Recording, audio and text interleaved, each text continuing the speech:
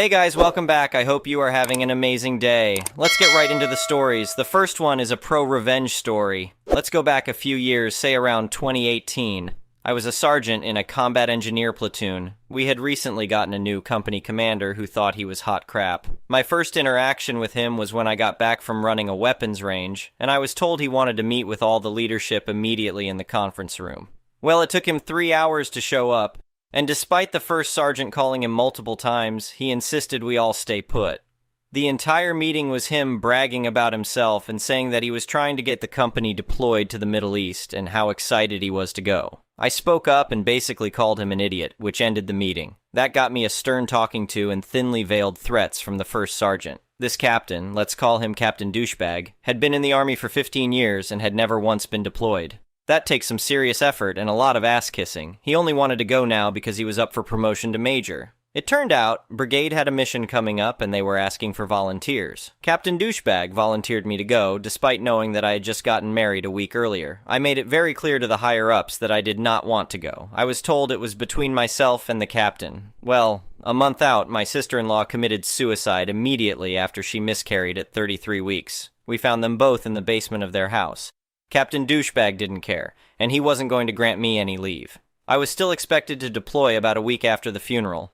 Screw him, I said to myself.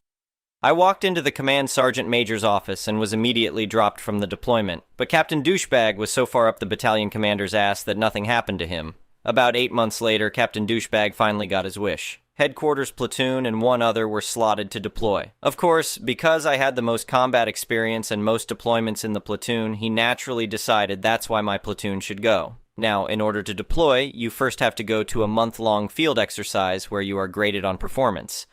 This generally applies to the higher levels of leadership. By this time, I was just pissed. So I got my squad leaders together and we improvised a few missions. First, everyone was to follow the captain's instructions as literally as possible, no matter how dumb, and not to give any advice. This led us to getting absolutely destroyed in training, which was glorious.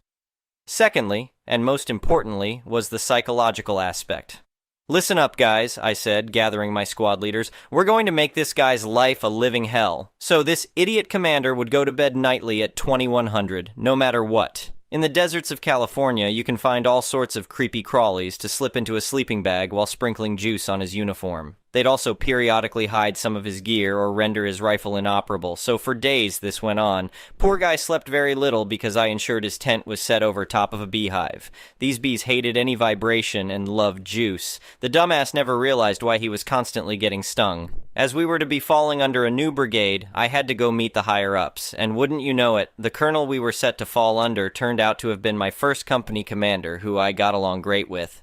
I pulled him aside, and we called up my squad leaders. Listen, sir, I said. Captain Douchebag is going to get someone killed. He's been acting erratic, and his leadership has been poor. We've been performing terribly in training. Needless to say, he was quickly relieved of command, a career killer, and sent back to work in an office where he belonged. As for myself and my platoon, I still didn't want to go, but the new company commander was my old platoon leader from my second deployment, so I couldn't let my guys go without me.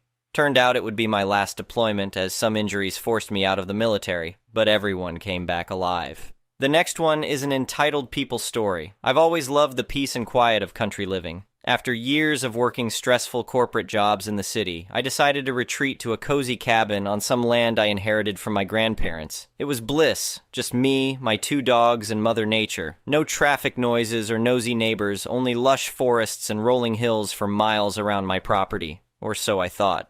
Last year, I got an opportunity to teach English abroad in South Korea for 6 months. I was thrilled at the chance to travel and experience a new culture, though it pained me to leave my sanctuary in the wilderness. My cousin agreed to house sit while I was gone. She'd come by every weekend to check on the place, tend to the yard, and make sure my dogs were happy. When I returned home, I couldn't wait to unwind from my travels and settle back into my quiet life.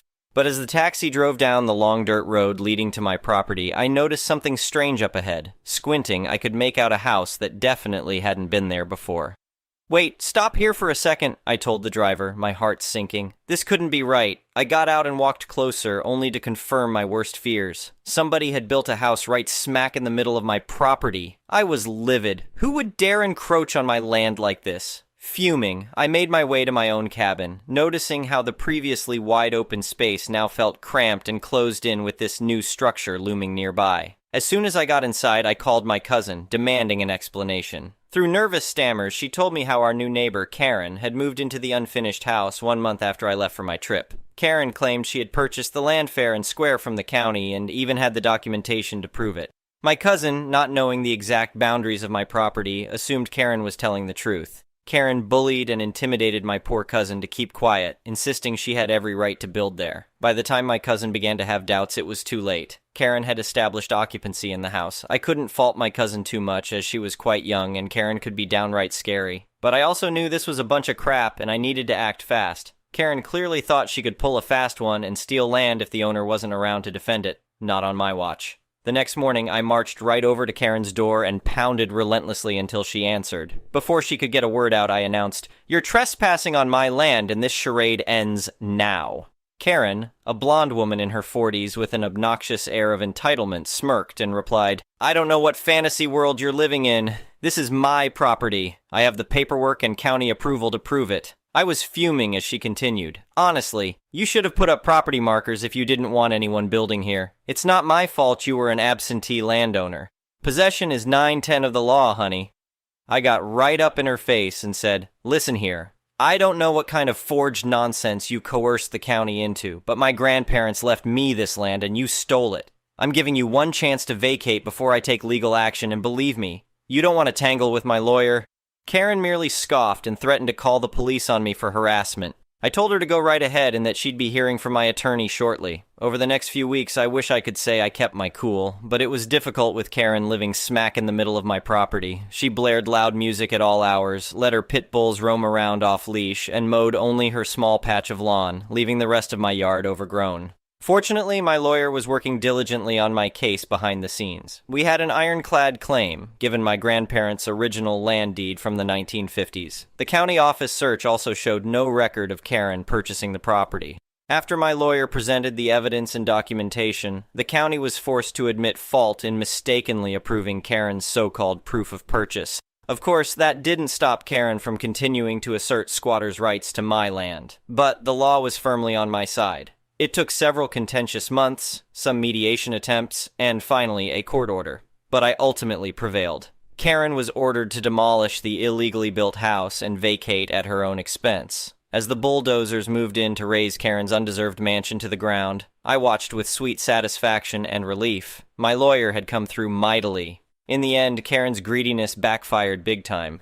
She ended up losing a small fortune on my land and nothing to show for it. My property was finally returned to its rightful spacious, peaceful state. Justice had been served. This experience was proof that sometimes you have to stand up for yourself against schemers and charlatans. With determination and a good lawyer, you can defeat the Karens of this world no matter how cunning they may seem. My land now proudly displays proper no trespassing signs, and I've taken security measures to prevent any future encroachment. The solitude and serenity of my countryside home has never felt more special.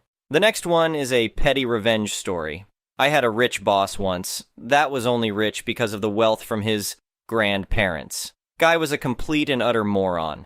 He made nonsensical financial decisions and burned through hundreds of thousands of dollars in completely avoidable mistakes. But because he had money from his ancestors, he just shrugged of these losses and continued. He had also only but the faintest idea about his company or how to lead or keep employees. I was bashfully keeping the company together. As such, I was the naysayer that blocked 90% of his stupid plans and decisions. Due to my negativity, I was fired. The guy was also arrogant as hell because he had a master's and PhD in economics. I thought, no way in hell can this guy have a master's PhD, he's so damn stupid. So I searched for his master's and PhD thesis, went to the university library, and what a surprise, on the second page of his master thesis, found a text passage without citation. After like 40 minutes, I found another 10 passages he copied without citation. I spent only some 20 minutes examining his PhD thesis and found already 2 cases. I made pictures of the text passages he copied and the books from where he took them and wrote an anonymous email to the university. A year later, he lost both his master's and PhD because of his plagiarism. I know this from people that still work with him because he exploded. The university just thanked me but told me they can't provide further info due to data protection. So either he had a ghostwriter write it for him who didn't care, Or he just copied and thought he would never be caught. He wrote both in the 80s. Chances are many master's and PhD theses from these times are plagiarized because there were less possibilities to check. After all, imagine it's 1985 and you are at the University of Chicago, and during a trip to Miami, you visit the library and write of a thesis there. If you change the title, there is almost a zero chance that you will ever be caught. So if you have stupid bosses, people around you with a degree that are older and did you wrong, it might be worth your time to check their thesis. The next one is a malicious compliance story. This happened a long time ago, in a different century. I was working for a large multinational firm with multiple sites in the UK. I was usually based in, let's say, York, but was sent on a 6-month secondment to head office in London. Everything was on expenses. The hotels during the week, evening meals, and particularly rail transport to and from London on Monday mornings and Friday evenings. At this time, I was living in digs in York, which were charged by the nights I actually slept there, so most weekends it saved me cash to go back home and stay at the parents in Reading, relatively close to London compared to York. As I was in Reading almost every weekend, I asked if I could travel from there direct to the London office instead of driving all the way from Reading to York just to catch the damn train back all the way down to London and do the reverse on Fridays. Not unreasonably, this was agreed to by my line manager. All was fine for the first few weeks until it was discovered by finance that another colleague on the secondment had been doing similar to me, but claiming for rail travel to London from her parents' house in Edinburgh, a lot further from London than York. There was a bit of a stink about the company subsidizing her travel home to Scotland at weekends, and as a result an edict was issued that said only rail travel claims for York to London would be signed off in the future. I spoke to my line manager about my circumstances, and he referred me direct to finance. I think he knew what was coming and didn't want to be implicated. I spoke to a senior manager in finance and began to explain my circumstances, but he just cut me off and said, in a tone that would brook no dissension, that only claims from York London would be signed off. No exceptions would be made. As a callow youth, I got the message and thereafter submitted weekly expense claims for flexible return rail tickets from York to London for almost 5 months whilst actually traveling from Reading to London. I made a surprising amount of money from this, and combined with not needing to pay for digs and meals, I saved enough to buy a nice second-hand TVR car after the secondment was over. The next one is an entitled people's story. So, a couple of weeks ago I was cycling to a driving lesson. We meet at the testing center because then we get to do more practice on the test route. The road to the testing center has the bike lane on the pavement. There are signs all down the road indicating this, as well as bikes painted on the ground, just to really emphasize that the pavement is also a bike lane. So I'm cycling along, not fast as there are teenagers walking around going to and from the college further up. If they are in my way, a quick ding of my bell and they move over without issue. I get near the test center and there is a lady with 3 dogs. As I've always been taught, I stopped because animals are unpredictable and it wasn't too wide of a path, so I didn't want to risk them jumping out in front of my wheel. At this point, I should have gotten off my bike and walked past, but as the lady was still walking, I thought it would be okay to just stop and let her walk past. How wrong that was. She had no control of these dogs and let them walk wherever they liked. One of these dogs decided that they wanted to walk the other side of my bike that the lady and other dogs were walking, so now I'm stuck. This lady decides this is the perfect time to start arguing with me. Lady, you would do better on the road. Me, oh no, it's okay. This is the cycle lane, lady. No, it's pedestrian priority. Me, yes, it's also a cycle lane, lady. Pedestrians have priority, me, yes, and that's why I stopped. Lady, you need to get on the road. Me, I am on the bloody cycle path. Bearing in mind she is making no move to get her dog out of my way, so I'm essentially trapped. Lady, this is pedestrians' priority. Me, and I stopped. What more do you ducking want? Finally, her dog had moved away enough for me to cycle off. Lady, get on the road. This is pedestrians only. Me, shut up, you twat. Probably shouldn't have stopped down to her level, but I was leaving anyway. Lady, grow up, and I cycled off. Managed to still make my lesson on time, but had to take 5 minutes to calm down because I was shaking with anger / adrenaline. Honestly, some people just want to go out of their way to shout at people, and unfortunately I had been put in her firing line. I think she had the dogs trained to stop people so she can shout at them. The next one is an entitled parents story. This happened about 2 years ago, and we are still no contact because of this issue. Protagonists, my mother, F72, who had 8 dogs at the moment of the event, and I, F39. A little bit of background. My mother was a horrible mom to me. She didn't like me very much. When she went out for the weekend going on agility tournaments, dog sport competitions, with my sisters and their dogs, she would leave me alone at home without any money or food. I was lucky when I could find some oats in a cupboard and eat them with water. As a kid growing up, I thought we were just poor, but as an adult, I understand she just blew all her money on these tournaments and the trips to them, including gas money and hotel costs, as well as the registration fees for the runs. When I was sick, she never took me to the doctors. She just didn't care enough about me. I grew up in Germany. Going to the doctors would have been free for her, but it was too much of a hassle to care for a sick child. On the other hand, she would of course go to the vet as soon as one of her dogs were ill. The dogs were vaccinated, I was not. I wasn't important enough to get vaccinations. After running away from home with 16, I didn't have much contact to my mother for a long time. A few years ago, around 2018, I made a conscious effort to mend our relationship, or to create a relationship at all. I live about 1,000 kilometers away from her in another country, so we mostly called each other. I took the main part in calling her because she is very poor, and inter-country calls are very expensive. Her old age pension is ridiculously low, about 800 euros, roughly 870 USD per month. We talked a lot, and I had the feeling we were getting close for the first time in my whole life. It felt good. I finally had the feeling of having a mother. We talked about major events in our life. I shared with her how I was managing to get out of department. My restaurant went under, and I had a lot of debt to repay. She was very aware of how much I make and that I was working 2 full-time jobs at the same time to pay back my debt. And she also knew how demanding and tiring the workload was for me, but how proud I was of myself. Now, to the event. One day in October 2022, my mother called me with joy and excitement in her voice. She said, "I have a fantastic idea, but I need your help." I was excited about her obvious happiness and asked eagerly what it was about and how I could help her. There is this dog in the rescue center of your sister. I thought you could buy it for me. You would pay all the big bills like the buying price and the vet. I would provide food and the dog would be living with me up until I am too weak to hold her any longer. Then your dog would be living with you. I needed a moment to process this ridiculous proposal. I asked to be sure I understood everything correctly. So I would buy the dog, it would be living with you, but I would have to pay any bigger costs for the dog, and in a few years I will have to take it in. She delighted. Yes, isn't that an awesome idea? No, absolutely not. I don't have any spare money. I can't provide for a dog which isn't even mine, and you already have 8 dogs. You are broke. You can't buy yourself good food. You can't provide for the dog either. English isn't my first language. I told her the points nicely. If it's sounding harsh, that's because of my bad translation. She went quiet. Then said she had to go and hung up. I tried calling her a couple of times over the next few weeks. She didn't take my calls, nor did she call me back. Christmas came and went. No call from my mom, no letter, nothing. My birthday came. Still radio silence. I called a last time at her birthday last year and she picked up. She talked 15 minutes about herself. I couldn't get a word in. She didn't ask how I was doing. Nothing.